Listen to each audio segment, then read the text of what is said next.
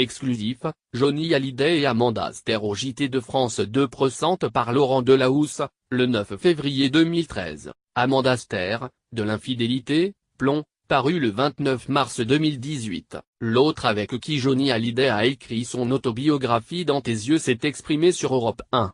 Amanda Aster a évoqué l'affaire en quelques mots mais pas n'importe lesquels. En 2012, Johnny Hallyday entreprenait l'écriture d'une nouvelle autobiographie avec l'aide de la talentueuse Amanda Aster. L'année suivante, Dans tes yeux était publié. Le rocker et la jeune auteure ont été très proches durant toute l'élaboration de ce projet qui ne manqua pas de faire quelques vagues, autant pour sa profondeur que pour ses pages jugées rudes, notamment sur l'éducation privilégiée de David Hallyday. Alors que la famille Hallyday est divisée entre les aînés, David et Laura Smith, d'un côté et Laetitia Hallyday de l'autre, qu'un nouveau rendez-vous au tribunal est programmé pour le 24 mai, Amanda Aster s'exprime pour la première fois sur le fond de l'affaire, à savoir la validité du testament américain du rocker. Invité mercredi sur Europe 1, dans l'émission Bonjour la France présentée par Daphné Burki, la dramaturge et cinéaste est venue présenter son nouveau livre, De l'infidélité, paru chez Plomb. Amanda Aster parle de sa nouvelle vie à Los Angeles avec ses deux enfants, Oscar, 14 ans, et Léon, 12 ans, dont le père est Patrick Bruel, de qui elle est restée très proche. Pour autant, elle ne partage pas du tout l'inquiétude de son ex-mari pour Laetitia.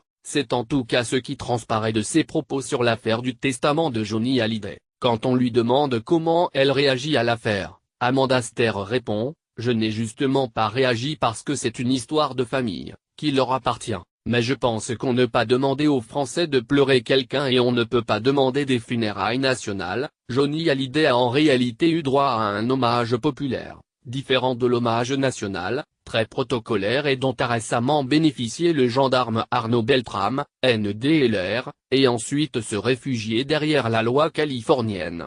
Il faut choisir son pays, c'est entre les mains des juges aujourd'hui. Et tout ce que je peux dire à Laura et David, c'est qu'ils ont été aimés et qu'il ne faut pas qu'ils en doutent.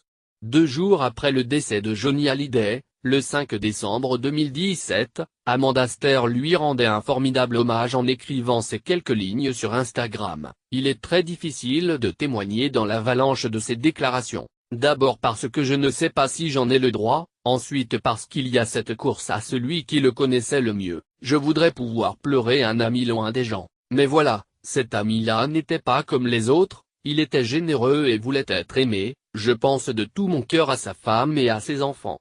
Le 19 avril 2018 -10h12 abonnez-vous à Pure People, sur Facebook Amy Winehouse, émue aux larmes quand elle entend son papa chanter pour elle quand Taylor Swift se prend pour Brévent de quand la folie en direction, il crée l'émeute à l'aéroport. Voir les dernières vidéos.